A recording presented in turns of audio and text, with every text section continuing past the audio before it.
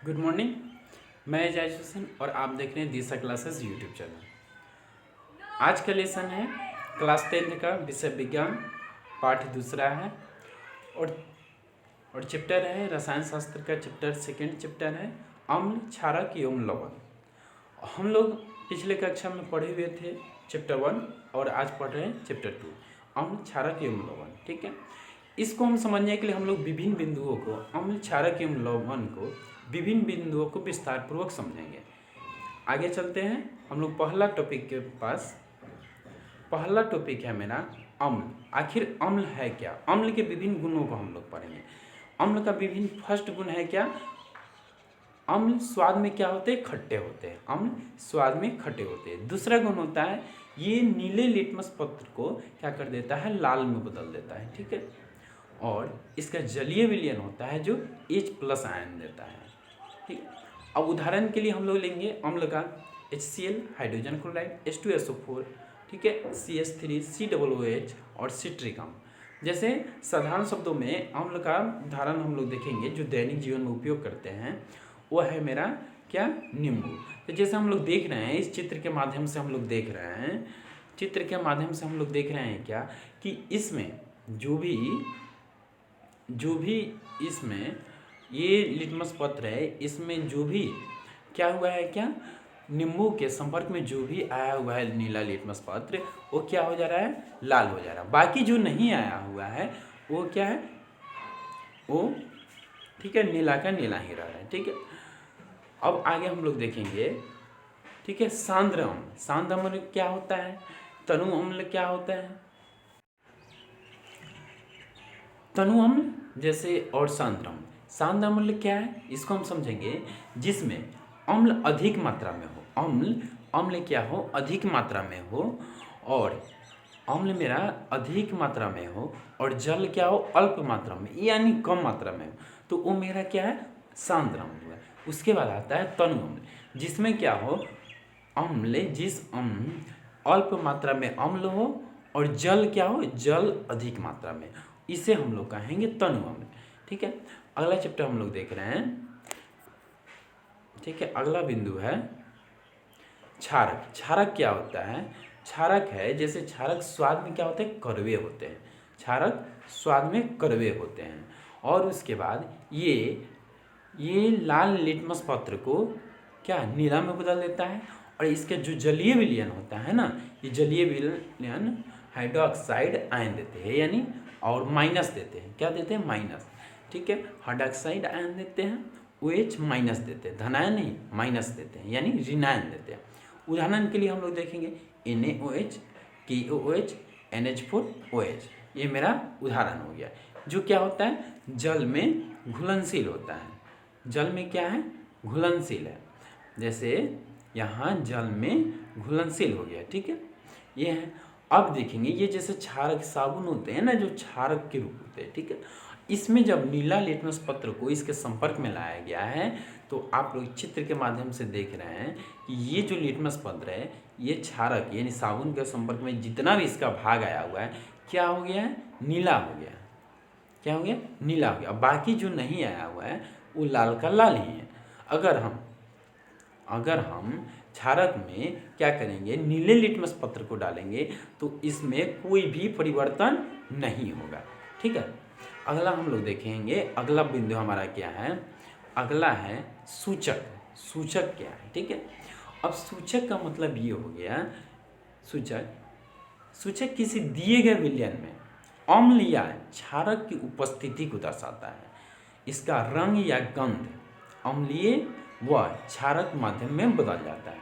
सूचक किसी क्या है? दिए गए विलयन में, कोई विलयन है उसमें अम्ल या क्षारक की उपस्थिति को दर्शाता है।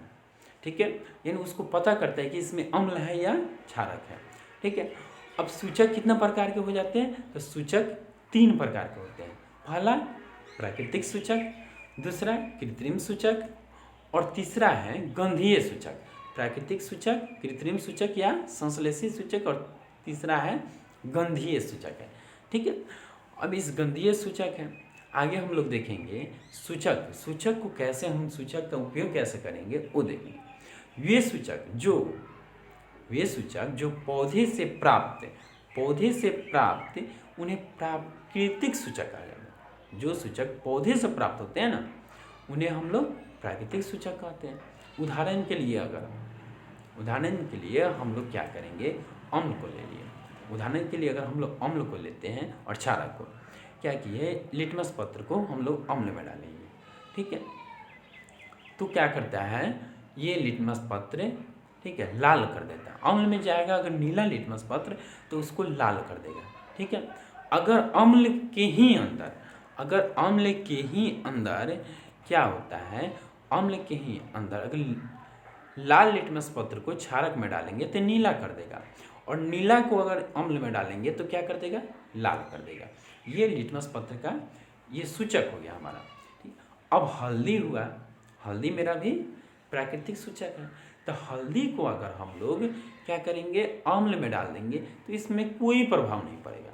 क्या होगा, अम्ल में डालेंगे हल्दी को तो क्या होगा, पीला का पीला ही रह जाएगा। हल्दी का जो रंग है क्या है, वो पीला ही है। और उसके बाद उसको अगर हम लोग अम्ल में डालते हैं, किसमें, अम्ल में डालते हैं, तो ये पीला ही रह जाएगा। लेकिन उसी को अगर क्षारक में डाल देते हैं ना, तो क्या होगा, सीधा लाल कर देगा। इसको क्या कर देगा, हल्दी का रंग पीला होता है उसे लाल कर देगा, ठीक है।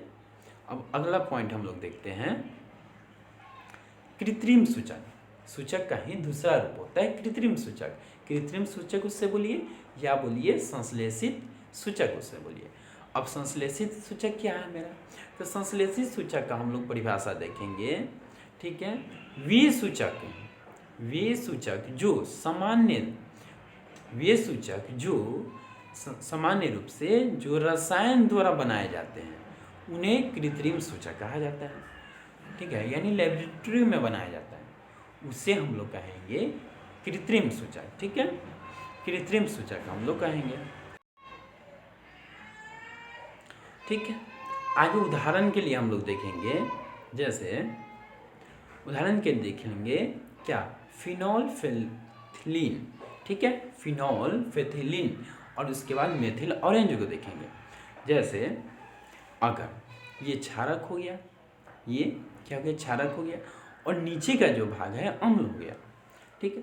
तो बीच में हम लोग लिटमस पत्र में भी जानते हैं, आगे हम लोग पढ़ेंगे कि जो 0 से 14 तक पॉइंट होता है, तो 7 से नीचे का होता है।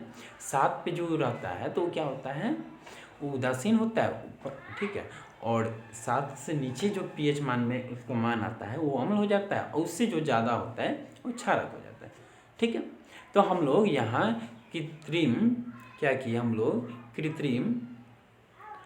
कृत्रिम सूचक का हम लोग, ठीक है, ये उदाहरण देख लिए, फिनोल्फेथिलीन और मेथिल ऑरेंज, ठीक है।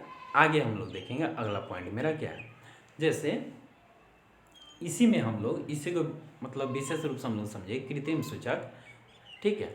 तो उदाहरण के लिए यहाँ क्या किया गया है, जैसे देखिए ये क्षारक हो गया, उसके बाद अम्ल है, इसी को दर्शा गया, और ये मेथिल ऑरेंज यहाँ हो जाता है, ठीक है, वही चेंज हो जाता है संश्लेषित सूचक में। इसके अगला पॉइंट है मेरा गंधीय सूचक, ठीक है। अब तीसरा जो सूचक होता है गंधीय सूचक, हम लोग क्या पढ़े हैं, फिर से एक बार देखते चलते हैं। कृत्रिम सूचक पहला था प्राकृतिक सूचक, दूसरा कृत्रिम सूचक, और तीसरा मेरा आता है गंधीय सूचक। गंध से हम लोग कैसे पहचानेंगे, ठीक है। अब गंधीय सूचक है जिन पदार्थों की गंध अम्लीय या क्षारक माध्यम में बदल जाए, ठीक है। जिन पदार्थों का गंध क्या होता है अम्लीय या क्षारक माध्यम में बदल जाता है, ठीक है, उसे हम लोग गंधीय सूचक कहते हैं। जिन पदार्थों की गंध अम्लीय या क्षारक में बदल जाए वह गंधीय सूचक कहलाता है। अब उदाहरण के लिए हम लोग देखेंगे प्याज का रस, अम्ल में अगर डाल देते हैं, अम्ल के संपर्क में अगर प्याज का रस जाता है तो क्या होता है, इसका तीक्ष्ण गंध होता है, गंध और तेजी हो जाते हैं, ठीक है। और वही अगर प्याज का रस को अगर क्षारक में हम लोग डालते हैं तो इसका कोई गंध नहीं होता है, प्याज का जो गंध होता है ना जस्ट सेम रह जाते हैं। उसके बाद हम लोग वनीला देखेंगे। वनीला का मतलब क्या है, इसका उदाहरण लेंगे।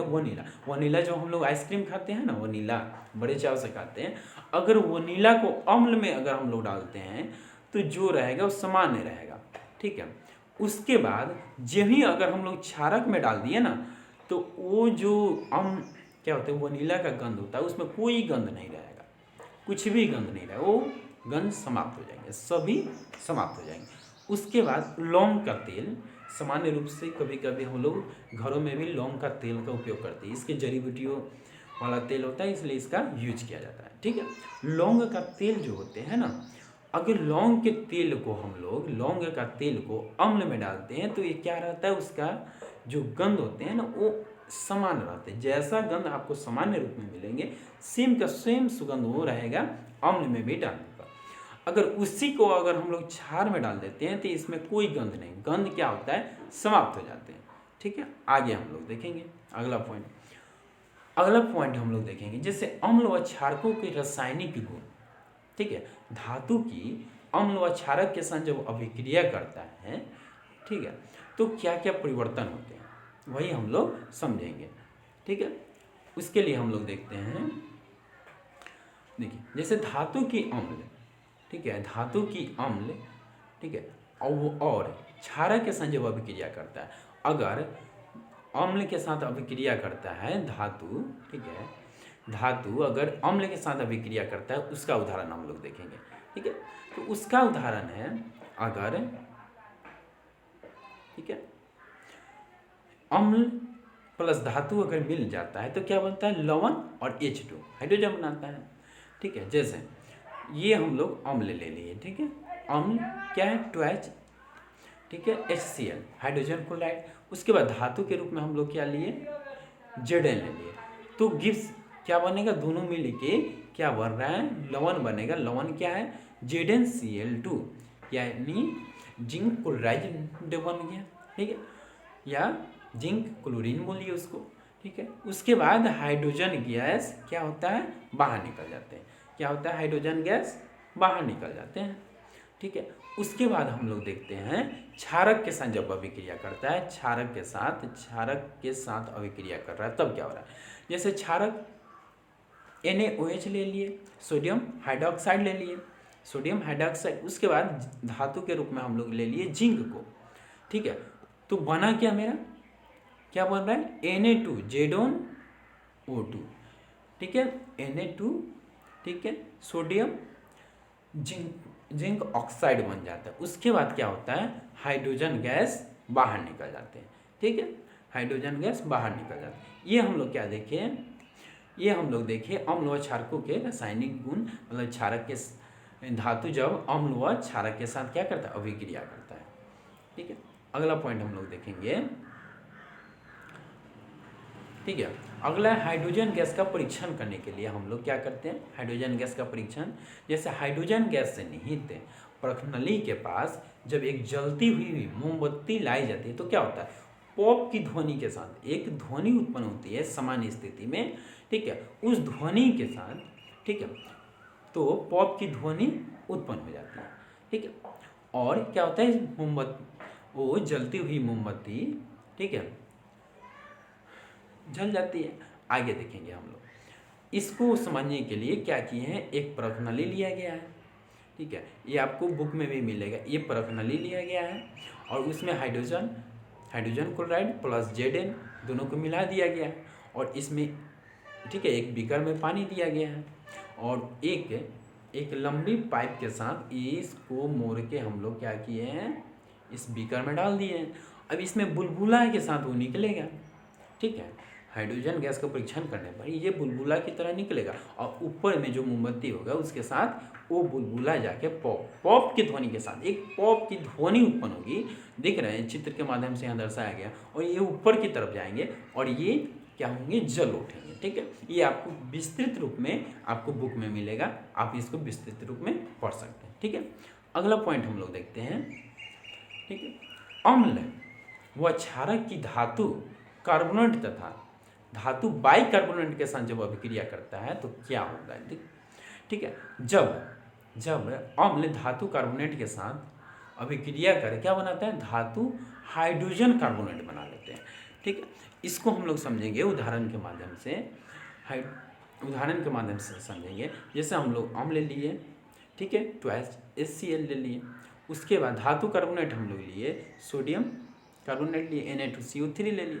अब ये जो मिला जब अभिक्रिया किया तो क्या बना रहा है, NaCl यानी सोडियम क्लोराइड बना लिया। उसके बाद CO2 गैस बना लिया। उसके बाद क्या बना है, H2O यानी जल बना लिया। ठीक है, अब वही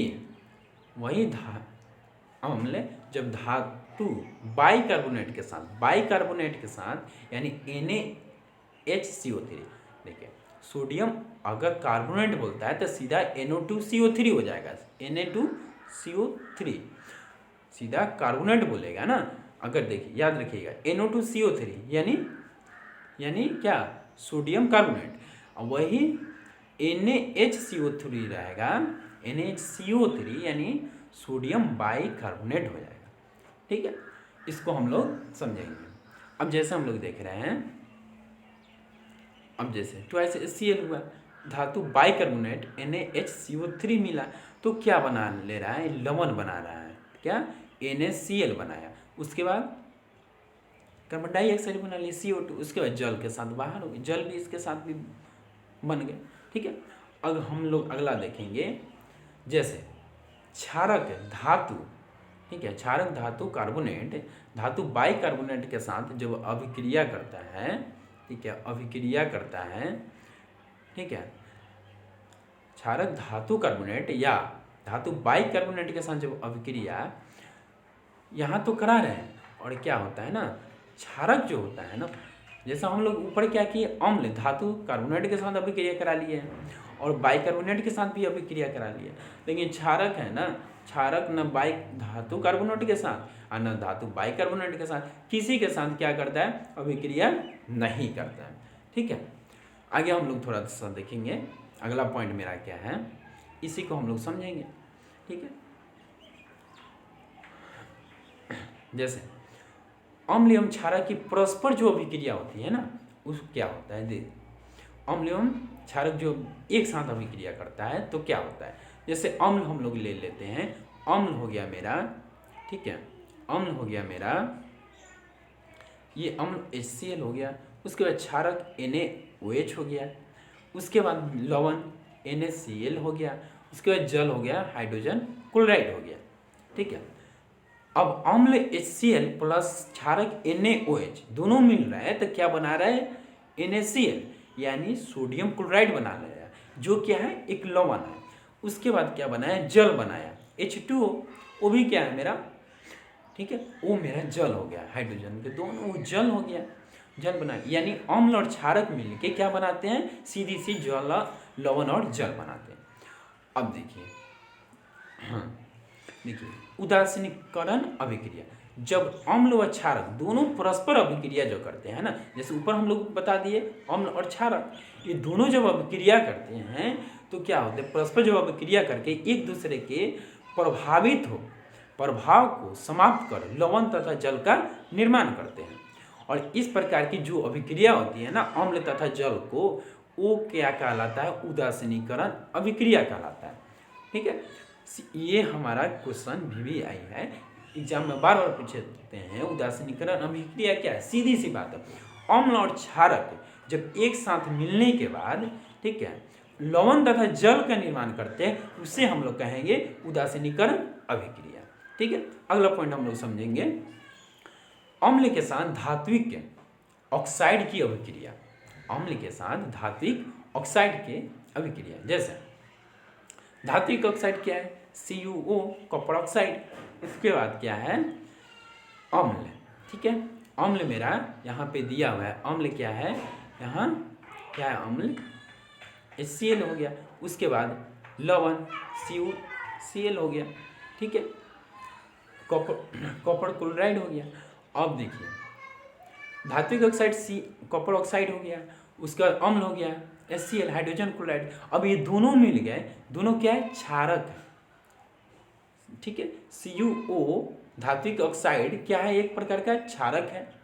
ठीक है, ये एक प्रकार का क्षारक है, धात्विक ऑक्साइड है, एक प्रकार का क्या है, क्षारक है। ठीक है, और ये अम्ल ट्वाइस HCl के साथ अगर मिल गया है, HCl के साथ अम्ल के साथ, तो क्या बनना है, CuCl कॉपर क्लोराइड यानी लवण बना लिया, और दूसरा जल H2O बना लिया। ठीक है, अब कॉपर क्लोराइड के बनने से विलयन का रंग क्या हो जाता है, नीला हो जाता है। कॉपर क्लोराइड के बनने से विलयन का रंग कैसा हो जाता है, तो नीला हो जाता है, याद रखेंगे हम लोग।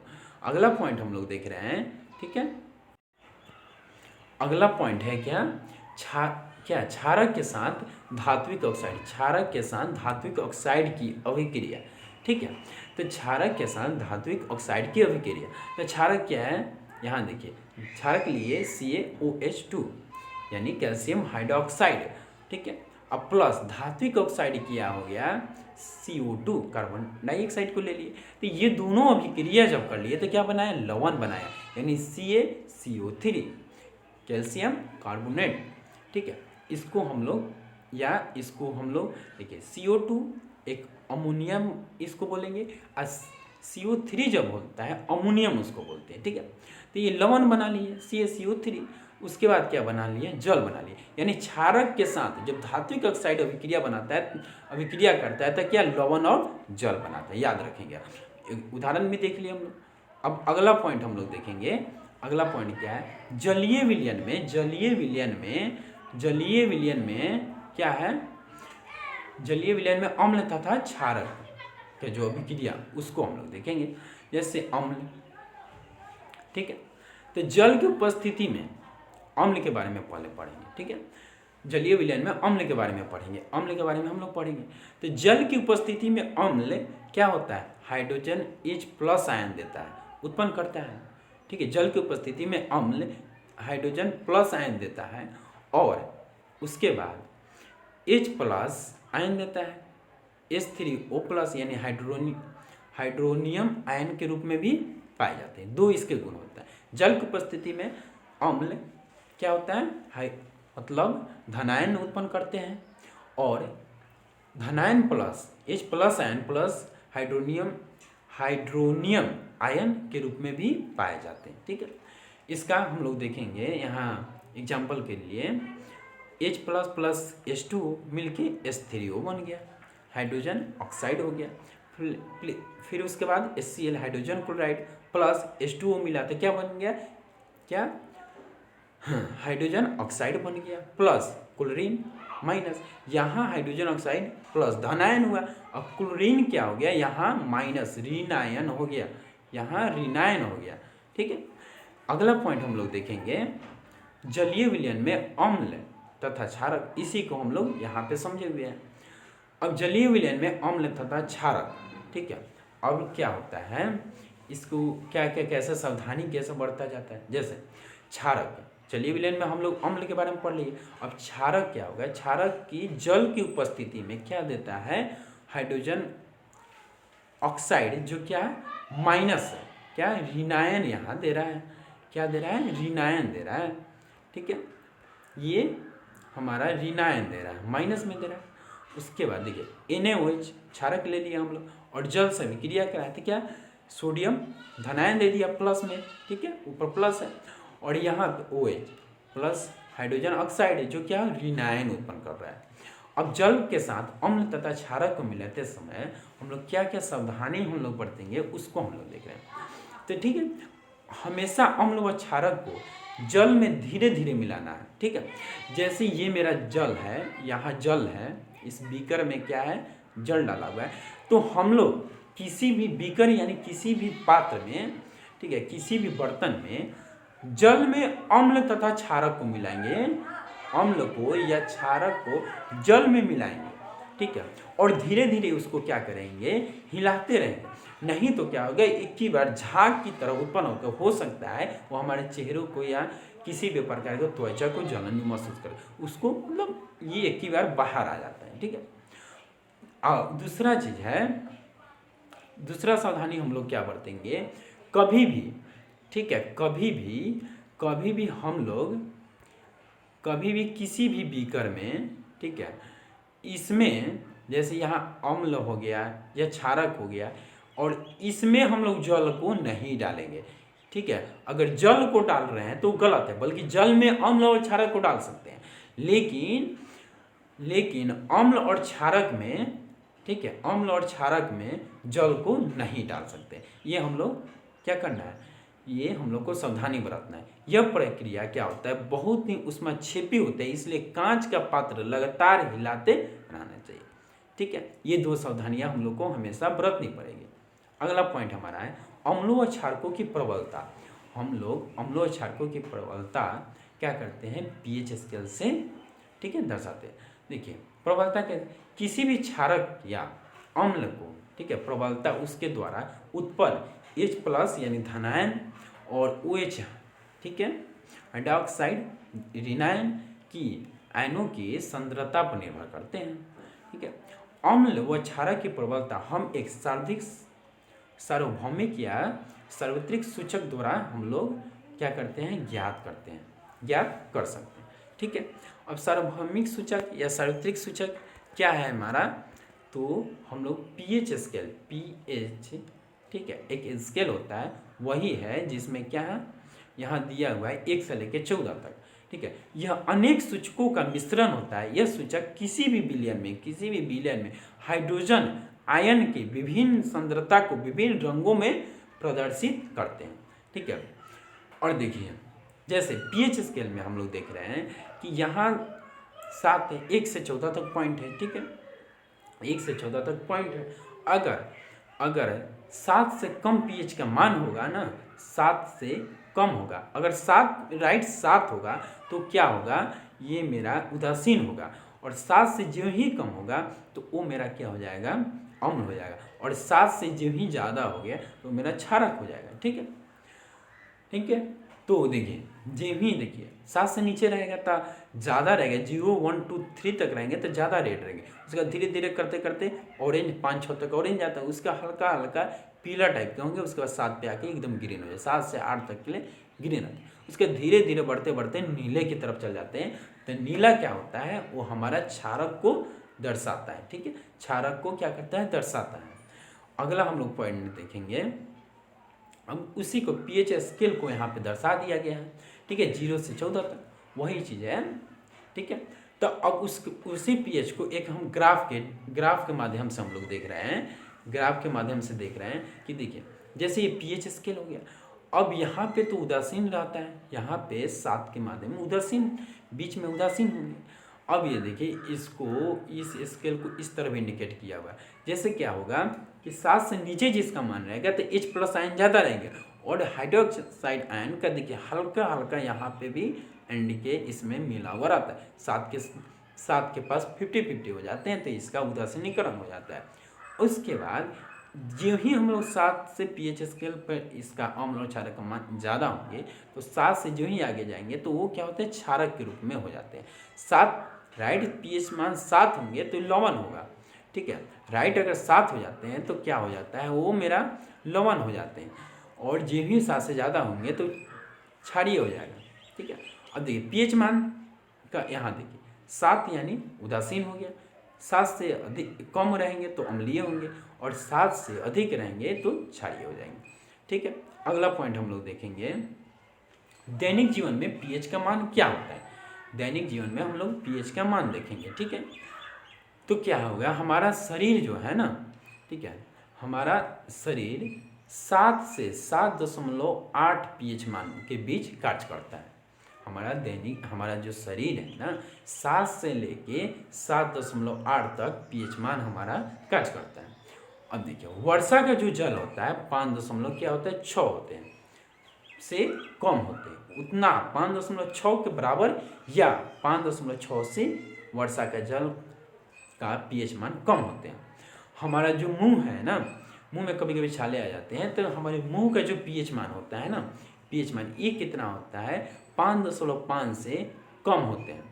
ठीक है, अब जैसे 5.5 से अधिक होना चाहिए, लेकिन उससे अगर कम होने लगेंगे तो यहाँ दांतों का, यहाँ दांत होना चाहिए। ठीक है, दांतों का क्षय प्रारंभ हो जाता है। मुंह का जो दांत होते हैं ना, अगर 5.5 से उसका पीएच मान कम हो जाते हैं तो हमारे दांत में क्षय होने लगता है, यानी रोग पकड़ने लगता है। ठीक है, आगे देखेंगे, मधुमक्खी के जो डंक होता है ना, जिसे हम लोग क्या कहते हैं, मेनोजोइक कहते हैं, मेनोजोइक कहते हैं। ठीक है, इसको मेनोजोइक कहते हैं।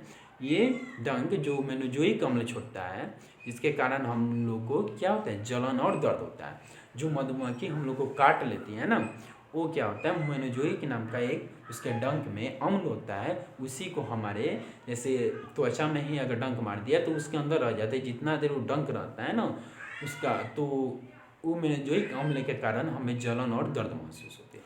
उसका अगला पॉइंट क्या आते हैं, ठीक है, अच्छी उपज के लिए पौधों के एक विशिष्ट पीएच की क्या होती है, आवश्यकता होती है। वो खेती बाड़ी में अच्छा पीएच रहेंगे ना तो उपज अच्छा होता है। ठीक है, अगला पॉइंट हम लोग देखेंगे लवण। लवण के बारे में हम लोग पढ़ेंगे। ठीक है, लवण अगर क्या करता है, अम्ल और क्षारक के साथ जब अभिक्रिया करता है, हम लोग पीछे लवण पढ़े थे। ठीक है, लवण, ठीक है, लवण कैसे बन जाते हैं, लेकिन अम्ल ठीक है, अम्ल और क्षारक जब अभिक्रिया करे ना तो क्या बनाता है हमारा, जब अम्ल HCl क्षारक NaOH जब अभिक्रिया करेंगे तो लवण NaCl बनाएगा, यानी सोडियम क्लोराइड, और हाइड्रोजन उसको H2O जल बनाता है। ठीक है, अब हमारा, ठीक है, अब आगे देखेंगे लवण से रसायनों का निर्माण। लवण से हम लोग रसायनों का निर्माण देखेंगे तो कौन कौन से होते हैं, सोडियम हाइड्रोक्साइड, विरंजक चूर्ण, बेकिंग सोडा, ठीक है, धोने का सोडा, प्लास्टर ऑफ पेरिस, जिसे हम लोग POP के नाम से जानते हैं, POP के नाम से भी हम लोग जानते हैं। ठीक है, आगे इसको लवणों का विस्तृत रूप में हम लोग क्या करेंगे, जैसे सोडियम हाइड्रोक्साइड, विरंजक चूर्ण, बेकिंग सोडा, धोने का सोडा और प्लास्टर ऑफ पेरिस यानी POP, सबों का हम लोग आगे विस्तृत रूप में क्या करेंगे, हम लोग देखेंगे सोडियम हाइड्रोक्साइड। ठीक है, NaOH, सोडियम हाइड्रोक्साइड NaOH, इसका निर्माण कैसे होता है। ठीक है, तो इसका निर्माण सोडियम हाइड्रोक्साइड जब सोडियम क्लोराइड के जलीय विलयन, ठीक है, सोडियम क्लोराइड के जलीय विलयन में विद्युत प्रवाहित करने पर यह क्या होता है, वियोजित होकर सोडियम हाइड्रोक्साइड उत्पन्न करता है। ठीक है, जैसे इसका सूत्र होता है NaCl, ठीक है, प्लस H2O जल, जब क्या होता है विद्युत प्रवाहित होती है तो इस अभिक्रिया करके क्या बनाता है, NaOH sodium hydroxide plus chlorine Cl2, यानी उसके बाद H2 गैस अलग निकल जाते हैं। ठीक है, तो इसमें अलग अलग हम लोग देखेंगे, यानी एनोड पर Cl2 गैस निकलता है, उसके बाद कैथोड पर क्या होता है, H2 गैस निकलता है, उसके बाद कैथोड के पास NaOH सोडियम हाइड्रोक्साइड का विलयन बनता है। ठीक है, इसका उपयोग हम लोग कहाँ कहाँ करते हैं, तो क्लोरीन का ईंधन के रूप में करते हैं, और हाइड्रोजन का जल की स्वच्छता और PVC के रूप में करते हैं। उसका NaOH का क्या होता है ना, हम लोग उसका करते हैं ग्रीज हटाने के लिए, हम लोग ग्रीज हटाने के लिए हम लोग साबुन का कागज बनाने के रूप में भी हम लोग इसका उपयोग करते हैं। ठीक है, उसके बाद हम लोग अगला पॉइंट देखते हैं। अगला पॉइंट है मेरा विरंजक चूर्ण। ठीक है, विरंजक चूर्ण यानी CaOCl2, ठीक है, कैल्शियम, ठीक है, ऑक्सीन क्लोराइड। ठीक है, जैसे शुष्क बुझे हुए चूने में जब Ca यानी कैल्शियम हाइड्रोक्साइड पर क्लोरीन की क्रिया से विरंजक चूर्ण का निर्माण होता है। ठीक है, विरंजक चूर्ण का निर्माण होता है। ठीक है, विरंजक चूर्ण क्या होता है, अब देखिए इसका उपयोग क्या होता है, जैसे किसी भी कपड़े पर जब दाग धब्बे लग जाते हैं ना तो उसको वाइट करने में, उसको उस धब्बे को मिटाने में क्या होता है, विरंजक चूर्ण का उपयोग होता है। इसका सूत्र होता है Ca calcium OH2 hydroxide plus chlorine gas को मिलाने पर क्या होता है, CaOCl2 यानी कैल्शियम हाइड्रोक्साइड प्लस, ठीक है, कैल्शियम ऑक्सीक्लोराइड प्लस जल H2O का निर्माण होता है। अब इसका उपयोग क्या है, उपयोग हम लोग देखेंगे। उपयोग जैसे वस्त्र उद्योग में सूती और लिनेन या लाइनन का विरंजन के लिए हम लोग इसका उपयोग करते हैं। दूसरा का उपयोग है कागज की फैक्ट्री में लकड़ी को मज्जा करने में, उसको समूहित करने में हम लोग क्या करते हैं, उसका उपयोग करते हैं। उसके बाद पीने के पानी को रोगाणुनाशक के रूप में, यानी उसको शुद्ध करने में हम लोग क्या करते हैं, इसका उपयोग करते हैं। रोगाणु जैसे इसका विरंजक चूर्ण का हम लोग उपयोग करते हैं। अगला देखेंगे हम लोग बेकिंग सोडा। बेकिंग सोडा मतलब खाने का सोडा, NaOH-CO3। ठीक है, यह एक दुर्बल असंक्षारक है, इसको हम लोग चख के भी पता लगा सकते हैं। ठीक है, बेकिंग सोडा का सूत्र होता है sodium bicarbonate, NaHCO3 sodium bicarbonate, पहले ही बताया। अब ये बनता कैसे उसको देखना है। NaCl यानी सोडियम क्लोरीन, ठीक है, उसके बाद CO2 प्लस H2O यानी जल, ये तीनों मिलके, ठीक है, प्लस NH3 यानी अमोनिया, ये तीनों मिलकर, ठीक है, देखिए चारों मिलकर क्या होता है, अभिक्रिया करके NH4Cl, ठीक है, प्लस NaHCO3 ये बनाता है। NaHCO3 यानी बेकिंग सोडा यानी खाने वाला सोडा का निर्माण करता है। इसका उपयोग क्या होता है, इसका उपयोग आपको हो जाएगा बेकिंग पाउडर के रूप में। बेकिंग सोडा से ही बेकिंग पाउडर का निर्माण होता है। वो कैसे होता है, बेकिंग सोडा को जब हम टार्ट्रिक अम्ल से मिला देते हैं तो क्या होता है, बेकिंग पाउडर का हम लोग का निर्माण हो जाता है। उसके बाद इसको एंटीसेप्टिक का एक संघटक भी है। जैसे पेट में गैस वगैरह हो जाता है, प्रॉब्लम होता है ना, तो हम लोग एंटीसेप्टिक करके कोई दवा यूज करते हैं। ठीक है, तो उसका भी उपयोग होता है। उसके बाद अग्निशामक जो यंत्र होते हैं ना आग बुझाने के लिए, उसमें भी इसका कहीं कहीं उपयोग किया जाता है। अगला पॉइंट हम लोग देखेंगे धोने का सोडा। धोने का सोडा होता है Na2CO3 और इसको मतलब H2O यानी 10H2O यानी जल का 10 गो अणु लेकर जब मिक्स होता है ना, ठीक है, दोनों एक दूसरे में, तो जैसे इसका निर्माण सोडियम कार्बोनेट के पुनः क्रिस्टलीकरण से धोने का सोडा प्राप्त होता है। इसका सूत्र होता है आपको Na2CO3 प्लस H2O यानी 10H2O, 10 गो अणु जल का लेंगे तब NO2CO3 बनेगा, ठीक है, इंटू 10H2O बनेगा। ठीक है, ये धोने का सोडा। अब इसका उपयोग होता है कांच धोने का सोडा। इसका नाम सही है कि इसको सफाई के लिए यूज किया जाता है।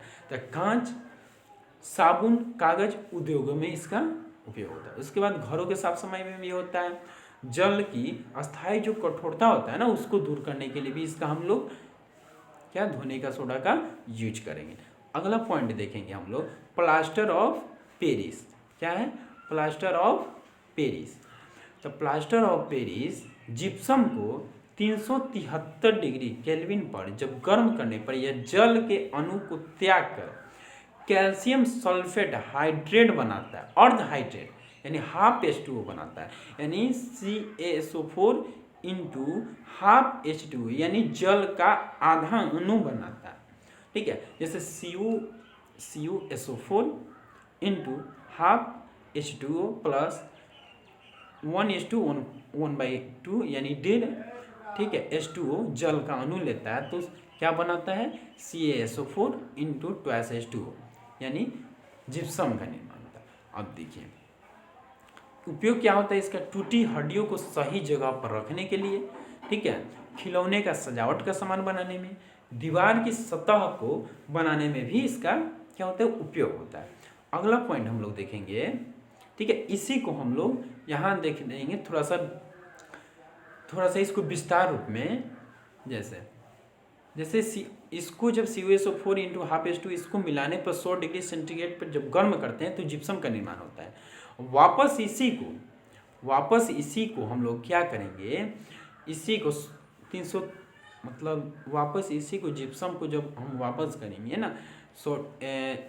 देखिए 373 इसको हम लोग CuSO4 इंटू इसको जब 373 डिग्री केल्विन पर जब गर्म करते हैं ना तो जिप्सम का निर्माण होता है। ऐसी जिप्सम को क्या करेंगे 100 डिग्री सेंटीग्रेड पर हम लोग गर्म कर देते हैं तो क्या होता है, फिर वो हमारा प्लास्टर ऑफ पेरिस POP का निर्माण हो जाता है। POP का निर्माण हो जाता है। ठीक है, अगला पॉइंट हम लोग देखेंगे। अगला पॉइंट हमारा लास्ट पॉइंट है क्रिस्टलन का जल। लवण के सूत्र इकाई में जल के निश्चित अणुओं की संख्या को जब क्रिस्टलन का जल कहते हैं। यानी किसी लवण के सूत्र इकाई में जब जल के निश्चित अणुओं की संख्या को किस का जल कहते हैं। उदाहरण के लिए इसका सूत्र है क्या है, जैसे COSO4 लवण हो गया, इसके बाद 5 कुछ अणु जल के H2O यानी 5 अणु को जब एक साथ क्या करें क्रिस्टलित कर देते हैं तो इसको क्रिस्टलन का जल कहते हैं। इसी के साथ मेरा आज के क्लास वीडियो समाप्त होता है। ठीक है, अगले क्लास में हम आपसे फिर से मुलाकात करेंगे। इसका PDF वगैरह सब चीज़ लेने के लिए आप मेरे व्हाट्सअप नंबर, ठीक है, 8083, ठीक है, 8083791049 पे आप लोग, ठीक है, मैसेज कर सकते हैं व्हाट्सअप पे, और उस पर केमिस्ट्री PDF लेके आप मैसेज सेंड कर दीजिए, आपको PDF मिल जाएगा।